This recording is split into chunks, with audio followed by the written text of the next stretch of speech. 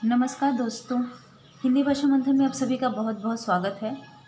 दोस्तों, इसके पहले की वीडियो में हमने क्रिया, सकर्मक क्रिया और अकर्मक क्रिया की परिभाषा और उनकी पहचान पढ़ी। आज हम पढ़ेंगे क्रिया के दूसरे अन्य रूप, जिसमें पहला है सहायक क्रिया। सहायक क्रिया क्या है, इसकी परिभाषा पहले देख लेते हैं। परिभाषा है, मुख्य क्रिया की सहायता करने वाली क्रिया को सहायक क्रिया कहते हैं, जिसे आप इंग्लिश में हेल्पिंग वर्ब कहते हैं। हेल्पिंग वर्ब मेन वर्ब की सहायता करने के लिए लगाया जाता है। जैसे आलोक खेलता है, सुधा लिख रही है, हिमांशु पढ़ता था, मैं खा चुका हूँ, लड़के पढ़ रहे होंगे। अब देखिए, इसमें आलोक खेलता है, इस वाक्य में खेलना मुख्य क्रिया है। इस वाक्य को पूरा करने के लिए इस क्रिया की सहायता कौन सा शब्द करा है का स्वतंत्र रूप से कोई अर्थ नहीं है को अकेले इस्तेमाल नहीं किया जा सकता। यह सहायक क्रिया के रूप में इसका प्रयोग किया जाता है। तो आलोक खेलता है, इसमें खेलना मुख्य क्रिया है और है सहायक क्रिया है। फिर अगला वाक्य है, सुधा लिख रही है। सुधा लिख रही है, लिखना मुख्य क्रिया है, उसके बाद इससे पूर्ण करने के लिए रही है, इस शब्द का प्रयोग किया गया है, इस सहायक क्रिया का प्रयोग किया गया है। इसके बाद आता है हिमांशु पढ़ता था, पढ़ना मुख्य क्रिया, था सहायक क्रिया। मैं खा चुका हूँ, खाना मुख्य क्रिया, खा चुका हूँ यह हो गई सहायक क्रिया। लड़के पढ़ रहे होंगे, पढ़ना मुख्य क्रिया, रहे होंगे सहायक क्रिया। अब इसे हम और आसान तरीके से देखते हैं। देखिए, आप लोगों ने काल पढ़ी है, अगर आपने नहीं पढ़ा है तो मेरा काल वाला जो बनाया है मैंने वीडियो, वो देख लीजिए, काल परिवर्तन वाला। काल में 3 काल होते हैं, भूतकाल, वर्तमान काल और भविष्य काल। भूतकाल के वाक्यों की पहचान होती है, उसमें जो चिन्ह होते हैं, वाक्य के अंत में था, थी, थे आता है। देखिए यहाँ पर मैंने लिखा है था, थी, थे। उसके बाद रहा था, रही थी, रहे थे, अपूर्ण भूतकाल में जो आता है। उसके अलावा चुका था, चुकी थी, चुके थे, जो भी है, ये जो उनकी पहचान है यह होती है सहायक क्रिया। वाक्य को पूर्ण करने के लिए सहायक क्रिया का प्रयोग किया जाता है। जैसे इंग्लिश में हेल्पिंग वर्ब का प्रयोग किया जाता है, उसके बिना वाक्य अपूर्ण लगता है। उसके बाद आता है वर्तमान काल। वर्तमान काल में है, हूँ, हो, है मतलब लड़का जाता है, हूँ कहाँ आएगा, मैं जाती हूँ या मैं करता हूँ, हो तुम जाते हो या तुम पढ़ते हो, तो उस जगह हो का इस्तेमाल होता है। उसके बाद रहा है, रही है, रहे हैं, अपूर्ण वर्तमान काल में आता है। उसके बाद आता है तीसरा ये भविष्य काल। भविष्य काल के वाक्यों की पहचान होता है, वाक्य के अंत में गा, गी, गे लगा रहता है। तो ये जो पहचान है, खास तौर से किसी का भी सामान्य, चाहे भूतकाल हो चाहे वर्तमान काल हो, उसका सामान्य रूप और उसका अपूर्ण वाला रूप, ये दोनों चीज़ें मुख्य रूप से सहायक क्रिया के अंतर्गत ली जाती हैं। और इसमें भी भविष्य काल में भी उसका सामान्य और अपूर्ण वाला रूप लिया जाता है। जैसे कि यहाँ पर है, लड़के पढ़ रहे होंगे, यह अपूर्ण भविष्य काल है, तो भविष्य काल का भी वही अपूर्ण वाला रूप अधिकतर लिया जाता है। तो आपको इन चीज़ों को ध्यान रखना है, यह है सहायक क्रिया। ये सारे शब्द जो है ये सहायक क्रिया है। आप काल पढ़ लेंगे तो आपको सहायक क्रिया पता चल जाएगी। इंग्लिश में होता है ना इज, आर, एम, वॉज, वर, उसी तरह से हमारी हिंदी में ये सहायक क्रियाएं हैं। इन्हीं सहायक क्रियाओं के बारे में मैंने थोड़ा सा यहाँ पर भी लिखा है, जैसे है, रहे हैं, था, रही है, हूँ, गा, गी, गे आदि, ये सारी सहायक क्रियाएं हैं। इसमें जो भी है, आलोक खेलता है, सुधा लिख रही है, हिमांशु पढ़ता था, मैं खा चुका हूँ, लड़के पढ़ रहे होंगे। इसके बाद अगली क्रिया है पूर्वकालिक क्रिया।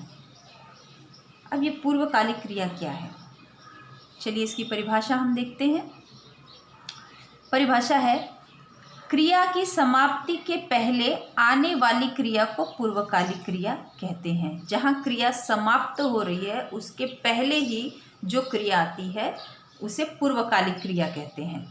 शब्द या धातु में कर लगाकर, या कर शब्द जो है कर लगाकर पूर्वकालिक क्रिया बनाई जाती है। जैसे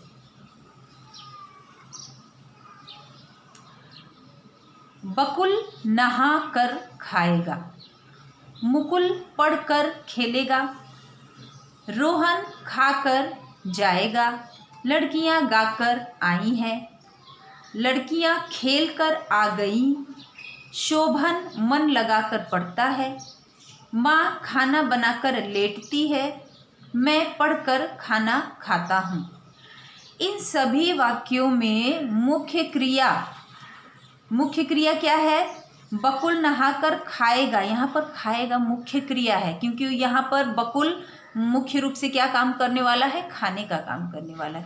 मुख्य क्रिया के पहले जो धातु आता है, यहाँ पर वाक्य में है कि शब्द या धातु में कर लगाकर पूर्वकालिक क्रिया बनाई जाती है। शब्द या धातु, मैंने इसके पहले जो वीडियो बनाया है उसमें आपको धातु के बारे में बताया। धातु जो होता है वह मूल शब्द होता है।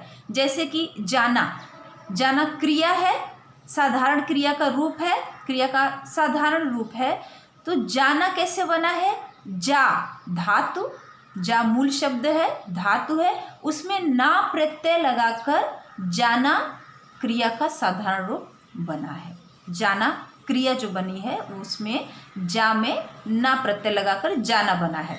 अब यहाँ पर देखिए, बकुल नहाकर खाएगा, मुख्य क्रिया ये है। मुख्य क्रिया के पहले धातु में कर लगाकर, नहा, नहा धातु है, अगर हम इसमें नहा में ना प्रत्यय जोड़ देंगे तो नहाना क्रिया हो जाएगी।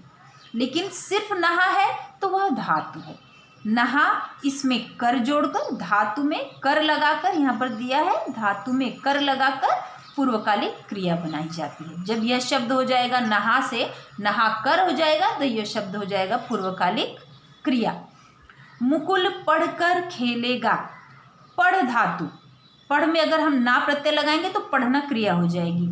लेकिन सिर्फ पढ़ शब्द है तो वह धातु माना जाएगा। धातु मतलब मूल क्रिया या मूल शब्द। इसमें कर शब्द लगाकर पढ़ कर यह शब्द बना और इसे कहा जाएगा पूर्वकालिक क्रिया। मुकुल पढ़कर खेलेगा, खेलना मुख्य क्रिया थी।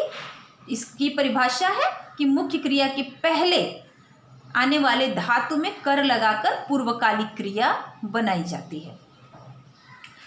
फिर है रोहन खाकर जाएगा, जाएगा मुख्य क्रिया, उसके पहले खा मूल शब्द है, धातु है, खा में कर लगाकर खाकर शब्द बना है। खा में अगर हम ना प्रत्यय लगाएंगे तो खाना शब्द क्रिया बन जाती है। तो खा धातु हुआ, खा में कर शब्द लगाकर खाकर यह शब्द पूर्वकालिक क्रिया हो गई, क्योंकि यह मुख्य क्रिया के पहले आई है। फिर है लड़कियां गाकर आई हैं, आना मुख्य क्रिया, गा, गा में कर धातु लगाकर गाकर शब्द पूर्वकालिक क्रिया बनी है। लड़कियां खेल कर आ गई, आ गई यहाँ पर संयुक्त क्रियाओं का इस्तेमाल किया गया है। इसके पहले की वीडियो मैंने संयुक्त नहीं, अभी आज वाले में संयुक्त क्रिया में बताने वाली हूँ, सॉरी। आज मैं बताऊंगी आपको संयुक्त क्रिया के बारे में बताऊंगी।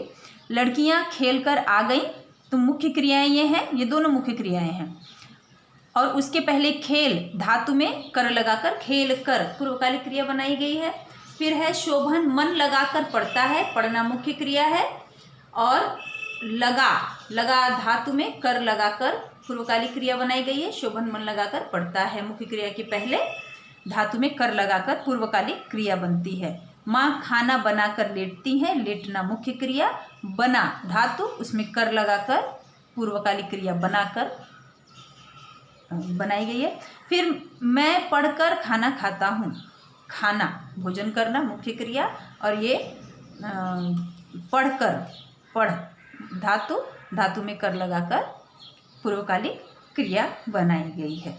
तो ये आपको अब तक समझ में आ गया होगा कि क्रिया की समाप्ति के पहले आने वाली क्रिया को पूर्वकालिक क्रिया कहते हैं। क्रिया समाप्त हो उसके पहले ही आने वाली क्रिया जो होती है वह पूर्वकालिक क्रिया होती है, शब्द या धातु में कर लगाकर पूर्वकालिक क्रिया बनाई जाती है। इसके बाद हाँ, आगे है सजातीय क्रिया। सजातीय क्रिया, सजातीय क्रिया क्या होती है, चलिए ये भी देख लेते हैं। इसकी परिभाषा है, जिस क्रिया के साथ उसके मूल रूप से बने हुए कर्म हो उसे सजातीय क्रिया कहते हैं।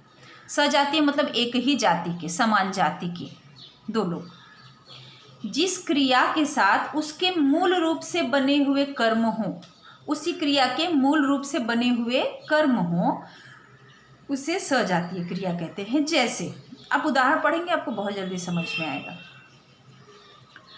जैसे सिपाही ने लड़ाइयाँ लड़ी, सिपाही ने चोर को बड़ी मार मारा, उसने अच्छी चाल चली, वह घोड़े की दौड़ दौड़ा, उसने तगड़ा खेल खेला, हम लोगों ने स्वादिष्ट खाना खाया, सुजाता ने सुंदर गाना गाया, रवि ने पूंजी में बढ़त बढ़ाई।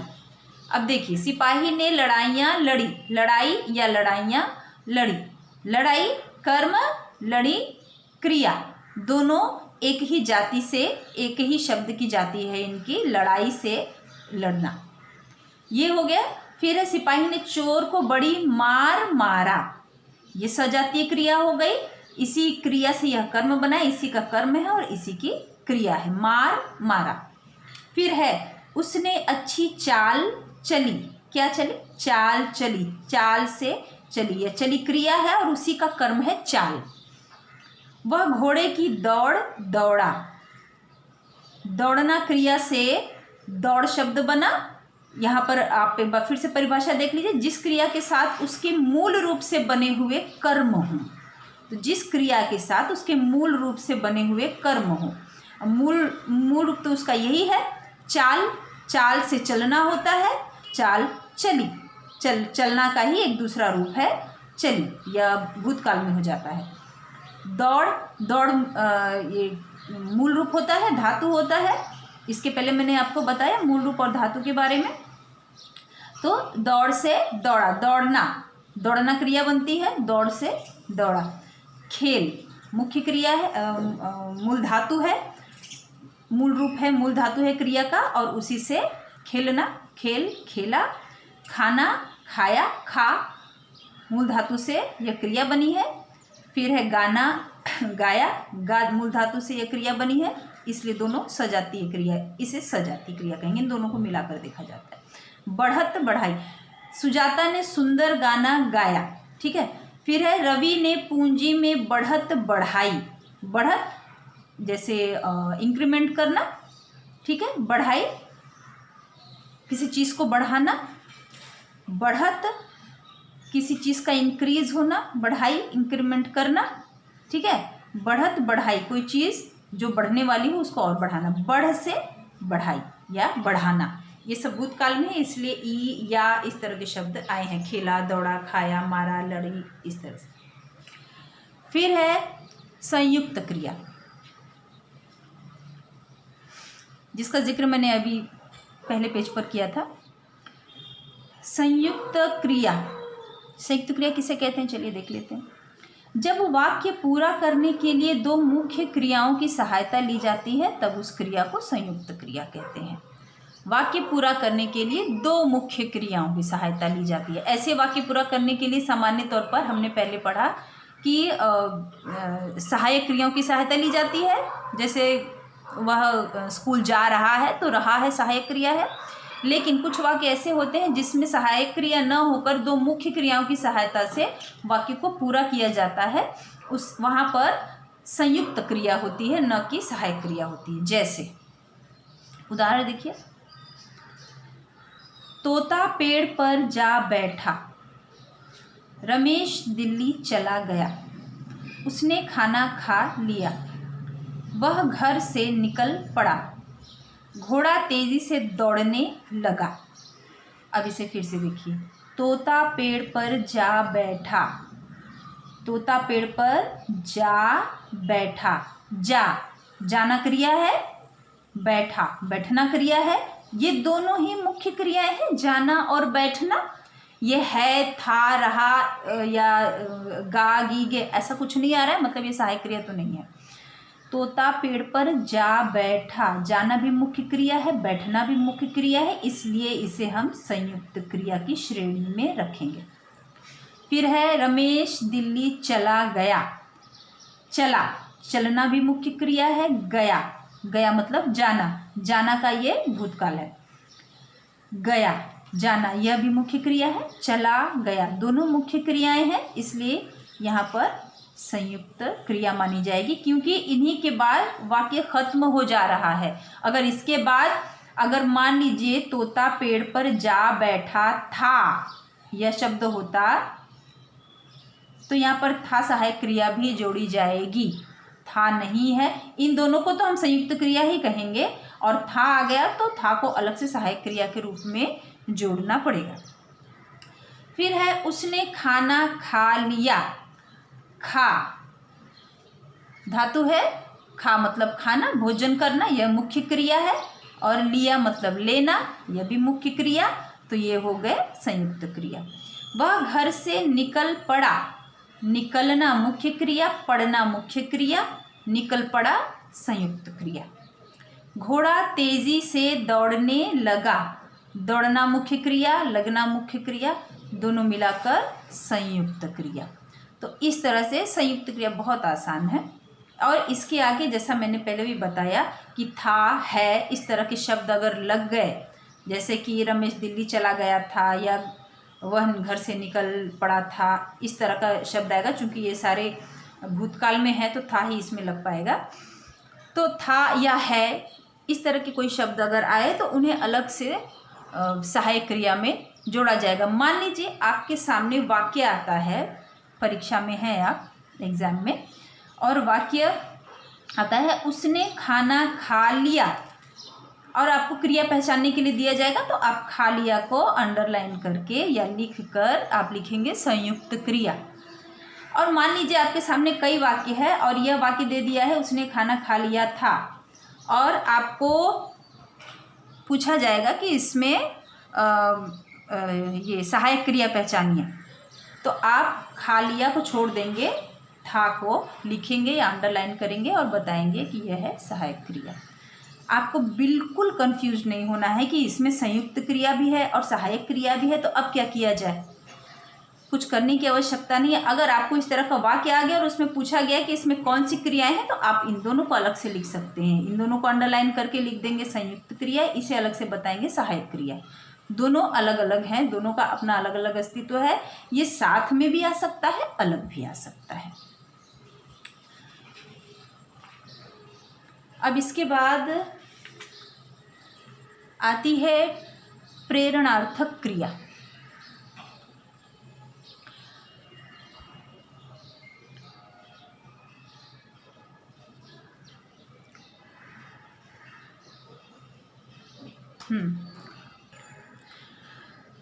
प्रेरणार्थक क्रिया, इसकी परिभाषा देखते हैं। कर्ता द्वारा प्रेरित क्रिया को प्रेरणार्थक क्रिया कहते हैं। प्रेरणार्थक क्रिया के दो रूप होते हैं, प्रथम प्रेरणार्थक और द्वितीय प्रेरणार्थक। कर्ता द्वारा प्रेरित क्रिया को मतलब कर्ता जिस काम के लिए प्रेरित करता है दूसरे को, कुछ तो खुद करता है, खुद को प्रेरित करता है, और कुछ दूसरों को प्रेरित करता है, उसे प्रेरणार्थक क्रिया कहते हैं। अब इसे हम और अच्छे से समझेंगे। देखिए, पहले हम यहाँ पर मुख्य क्रिया देखेंगे। यहाँ पर मैंने बहुत सारी मुख्य क्रियाएं लिखी हैं, उनकी प्रथम प्रेरणार्थक क्रियाएं भी लिखी हैं और द्वितीय प्रेरणार्थक क्रियाएं भी लिखी हैं। मुख्य क्रिया तो मुख्य क्रिया है, जैसे है खाना, उसका प्रथम प्रेरणार्थक होगा खिलाना, द्वितीय प्रेरणार्थक होगा खिलवाना। पहले है मुख्य क्रिया खाना, फिर इसमें प्रथम प्रेरणार्थक में कर्ता जो है वह स्वयं को प्रेरित करता है वह कार्य करने के लिए, खिलाना, वह किसी को खुद खिला रहा है, और द्वितीय प्रेरणार्थक में किसी और को प्रेरित करता है वह काम करने के लिए, खिलवाना, किसी और से वह खिलवाता है। ठीक है, इसी तरह से बहुत सारे शब्द हैं, मैं आपके सामने सारे शब्दों को रखती हूँ, आपको समझ में आ जाएगा। जैसे है पढ़ना मुख्य क्रिया, फिर उसका प्रथम प्रेरणार्थक है पढ़ाना, फिर द्वितीय हो जाएगा पढ़वाना। लिखना, लिखाना, लिखवाना। देखना, दिखाना, दिखवाना। चलना, चलाना, चलवाना। गिरना, गिराना, गिरवाना। बनना, बनाना, बनवाना। हंसना, हंसाना, हंसवाना। फिर है सीखना, सिखाना, सिखवाना। द्वितीय प्रेरणार्थक वाले कुछ शब्द मैंने यहाँ लिखे हैं क्योंकि यहाँ पर ये डिज़ाइन था तो लिख नहीं सकती थी, इसलिए। सीखना, सिखाना, सिखवाना। जगना, जगाना, जगवाना। रोना, रुलाना, रुलवाना। तो इस तरह से ये भी बहुत आसान है। क्रिया के रूप बहुत ज़्यादा आसान होते हैं, बस उसे एक बार ध्यान से समझ लेने की आवश्यकता है। आपको चाहिए तो आप इनके स्क्रीनशॉट वगैरह भी निकाल कर रख सकते हैं या इसे नोट करके रख लेंगे तो आपके लिए और अच्छा रहेगा।